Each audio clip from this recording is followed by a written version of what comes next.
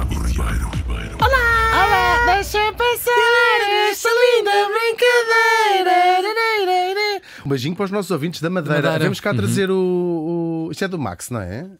Sim, deve ser, sim. Já ouvi por a lista dos muertos, por ainda não calhou. O grande Max é incrível. Sousa. É verdade. Do melhor que também que a Madeira fez. Isso, o vinho, a banana, o Cristiano Ronaldo, vá, sim. 2 ou 3 hotéis, bem jeitosos. Bem bom, sim. Falsamente atribuído ao Oscar Niemeyer, já falámos disso aqui, mas de um seu discípulo. Um belo casino, o Casino da Urca. Não, isso é no Rio de Janeiro. Vamos, não ao Rio de Janeiro, mas vamos andar perto de nós. Dá-nos a Trax. Uma Trax inspirada? É verdade, vamos ter uma história bonita, triste, comovente, e à boleia dela contar um bocadinho também da história do nosso continente. Isto, claro, para quem vive na Europa. Mais um país a acrescentar aos nossos ouvintes que estão longe. Recebi uma mensagem das Filipinas, que nos ouve também. Uau! Todos os dias sou um ouvinte nas Filipinas. O que é que ela lá está a fazer? A gente fica só a imaginar, calculamos que envolva um varão numa boate. Claro que sim. Neste dia, em 1859, morri em Lisboa. Íamos para tão longe, uma viagem. E de repente já estamos aqui Isto a acabar. É só o fim da viagem. Eu percebi. It's not the destination, it's the o que conta, trip, exatamente. not the destination. Aos 22 anos. Xiça. Tão nova, Estamos a bater coitada. nas teclas dos novicídios. É para vocês aprenderem. Não deixam... Isto foi 22 tabaco, anos. álcool. Pois. Já vamos ver do que foi. Falamos da rainha Dona Estefânia. Uma Uau. rainha portuguesa, que por acaso não era portuguesa, Estefânia, ou Stephanie no original, Stephanie, de Hohenzollern. Nasceu em 1837 em Sigmaringen, que por acaso fica num palácio muito interessante onde ela nasceu, lá em Sigmaringen. Isto fica na Alemanha, já vamos falar disso tudo. Era um E também palácio tinha muito aciado. golfinhos, o Zinho Marinha? Tinha. Desculpa. Estupidez. Tinha show de golfinhos à sexta-feira, organizados por a mãe da senhora. Era um palácio muito asseado, não tinha teto, não tinha nada, sabes? Sim. Tudo mobilado com muito gosto. Os quartinhos, um bocadinho acatitados, mas os salões grandes, enfim, tudo aquelas coisas que vale a pena. Agora, no caso, ela era filha de quem? Do príncipe Carlos António de Hohenzollern e da princesa Josefina de Baden, que era a mãe. E se calhar vamos falar um pouco desta importantíssima família, os Hohenzollern, que são uma das mais importantes da história da Alemanha. E à boleia desta família Hohenzollern, também conhecido como os Prússia, vamos saber um bocadinho da história da Alemanha. Uma história complexa. Nós de vez em quando trazemos aqui um bocadinho da história da Alemanha. É muito complexa e muito interessante, e grande parte da história da Europa. Aquilo que nós chamamos, já temos contado aqui, aquilo que nós chamamos hoje Alemanha, foi durante muitos séculos uma pilha de reinos, de estados, não é? De nações, vamos chamar-lhes assim, reinos, principados, ducados, portanto, uma manta gigante de retalhos, uns mais importantes, outros menos importantes, claro, e estavam unidos sob o nome Sacro Império Romano-Germânico, com toda a estética de serem os herdeiros dos romanos, claro, até porque tinham este título, Kaiser, que vem de César, não é? O imperador. E eles, o que é que faziam? Havia alguns desses estados, não todos, mas os mais importantes, eram estados eleitores, e quando morria o imperador, eles juntavam-se e elegiam entre si o novo imperador. Claro que ia sendo dividido pelas várias famílias que lá tinham os seus principados. A partir do século XV, também já contámos aqui, esta eleição passou a ser uma espécie de fantochada, ou pelo menos um pró-forma, porque eram sempre eleitos os da mesma família. Uma família que se tinha destacado entre as outras. Claro, contámos muitas vezes esta história. Eram austríacos, a Áustria fazia parte deste império, uma dinastia que nós conhecemos bem, os Habsburgo, claro, que vão ser os imperadores do império, portanto, a mais importante das dinastias deste império, e vai ser pelos séculos, vai durar, vai passando de pai para filho, este título de imperador do Sacro Império Romano-Germânico, durante 350 anos. Incrível, impressionante. É mesmo, até ao início do século XIX, mais concretamente até 1806.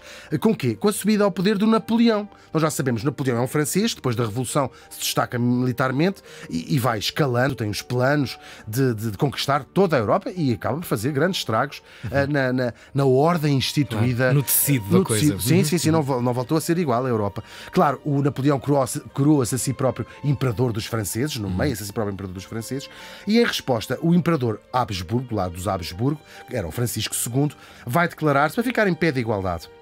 imperador da Áustria, que eram os seus domínios, eram a Áustria, para além de acumular já com o que era imperador do Sacro Império. Depois é derrotado, a Áustria é derrotada contra os franceses e ele vai abdicar deste último título de imperador do Sacro Império. Era o fim do império que tinha durado 1000 anos. 1000 anos no coração da Europa. As ondas de choque causadas pelo fim do império, um dia vamos fazer um episódio só para contar o fim do império, do Sacro Império, porque esta gente via-se a si própria como os sucessores dos romanos. Portanto, houve quem acreditasse nas ruas de Viena e noutros reinos da Alemanha, atual Alemanha, a dizer assim, isto é o sinal do apocalipse, caiu o império. Esta gente que é apanhada no fim de impérios. É muito fascinante. Fascinante isso. Quem sabe nós próprios um dia assistiremos qualquer coisa esse fim. Tu não queres acreditar que a ordem que sempre conheceste e que sabes que é milenar acabou, claro, mas acabou mesmo. Depois o Napoleão acaba por ser derrotado em 1815 e pensou-se em refazer o império. Agora isto já acalmou, vamos refazer o império. Só que as coisas já não estavam assim tão simples. É que no antigo território, que era o Império, o Sacro Império Romano-Germânico, havia outros estados que vinham, pelo menos desde mais ou menos há um século, a rivalizar em poder com os Habsburgo e não estavam sujeitos a dizer, então, mas agora voltam os Habsburgo, não queremos ficar debaixo de um Habsburgo. Pelo menos não de borla. Claro. As senhoras disseram assim, se for por isso. E se calhar alguns cavalheiros também. Já se sabe como é que a casa gasta. Mas é um clássico também, não é? Quando há assim uma espécie de ferida, historicamente falando, uma ferida, as coisas não voltam nunca mais é impossível a fundir-se como estavam aquele acontecimento. Até porque havia outras famílias que tinham ficado muito importantes. Aproveitaram a onda para... Assim, agora não se volta atrás. Obviamente não se volta atrás. E esta guerra entre as várias fações, os Habsburgo sobretudo de um lado e as outras famílias poderosas do outro, acaba por ser ganha precisamente por esta família. Hohenzollern eram reis da Prússia, por ser uma parte importante da Alemanha, ainda hoje, não é? E nasciam assim dois impérios para substituir o grande império o Sacro Império. Que era o quê? De um lado, o Império Austro-Húngaro, a Áustria-Hungria, que ficou com os tais Habsburgo, e do outro, o Império da Alemanha, que nasce assim este nome, que era dos Hohenzollern, os prussianos, que tinham a sua capital, claro, em Berlim, que nos chega até hoje, curiosamente. Impressionante. É muito impressionante mesmo perceber esta história. Vamos voltar ao século XIX e à família Hohenzollern, como já vimos, eram, como eu disse, reis da Prússia. Só que a família tinha 2 séculos antes, mais ou menos, tinha-se dividido entre vários ramos. Havia o ramo protestante, que eram os tais dos reis da Prússia, e depois havia mais 3 ramos católicos, com pequenos principados, um pouco menos importantes. Um deles, o de Sigmaringen, claro, de que era príncipe, o rei da nossa Estefânia, chama-se este ramo Hohenzollern Sigmaringen, era o apelido que ela tinha no passaporte. Filial. Exatamente. Quando ele era adolescente, o seu pequenino principado acaba por ser anexado aos grandes territórios maiores dos seus primos prussianos, mas nem assim eles perderam a importância, ou seja, o território foi anexado, tudo o que eram os pequeninos reinos dos Hohenzollerns. O seu pai chegou a ser primeiro-ministro do tal Império Alemão, depois um dos irmãos da nossa Estefânia foi escolhido para ser rei da Roménia, outra das irmãs casou com o rei da Bélgica, outro irmão ia sendo rei de Espanha e ela, coitada, olha, foi a que teve menos sorte. Estou a brincar. O seu casamento parece ter sido arranjado pela própria rainha Vitória, que gostava muito de mexer os cordelinhos, a avó da Europa, não é? E quis casá-la com quem? Com os seus primos portugueses, no caso o jovem Pedro, Dom Pedro V, o rei Dom Pedro V, o rei português, que era rei desde os 16 anos, quando tinha morrido a mãe, que era a rainha Dona Maria II, que morreu de parto, exatamente.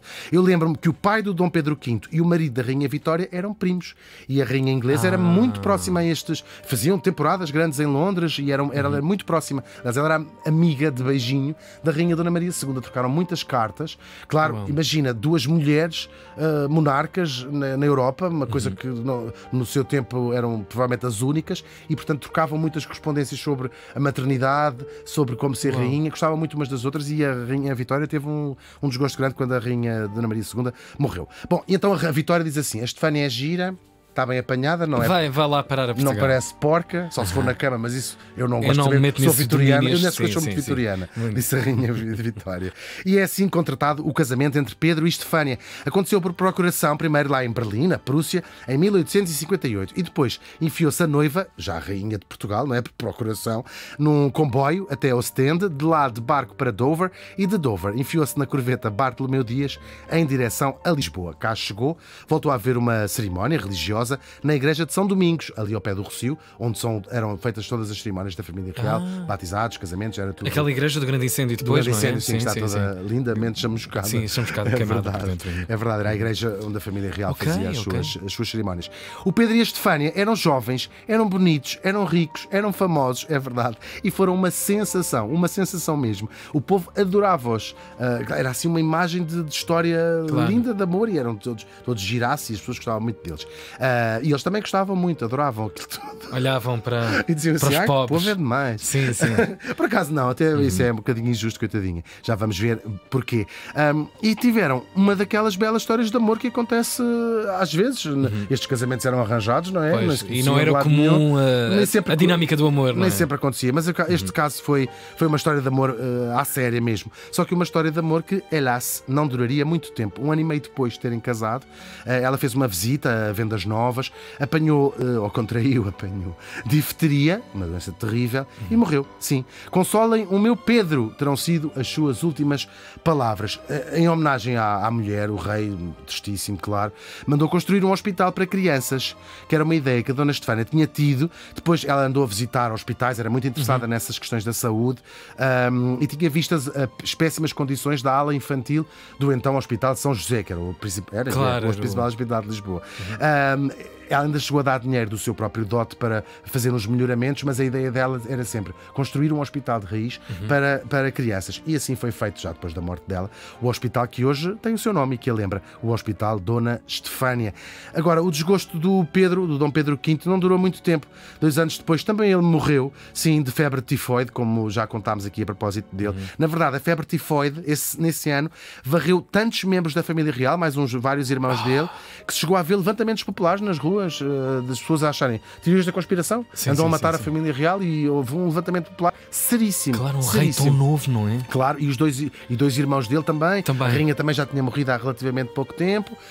Quem é apanhado de surpresa é o seu irmão, que vai herdar o trono, chama-se Luís, o seu irmão mais novo, o que vai ser o Dom Luís, claro. Está em Inglaterra e é mandado vir rapidamente quando o irmão adoece. Nós contámos isto, ele vinha dentro do barco e descobre que o irmão morreu de uma maneira muito peculiar, porque o acordaram de manhã, ele estava no barco a dormir e acordaram-no com Sua Majestade, e ele percebeu imediatamente. Claro, a referência. Claro, porque percebeu que se tinha tornado rei. Portanto, o irmão volta. 2 gerações apenas depois, Portugal seria uma república. O Dom Luís, como sabemos, teve só mais o seu filho e o seu neto como reis. E a nossa Estefânia não seria a última rainha Hohenzollern nem em Portugal, ou mais ou menos. Há uma sobrinha neta dela, Augusta Vitória, foi casada com o Dom Manuel II, o último rei de Portugal, já quando este estava no exílio. Aliás, por estes anos, muita coisa tinha mudado. Portugal era uma república e depois de 1918, no rescaldo da Primeira Guerra, o mapa da Europa mudou completamente.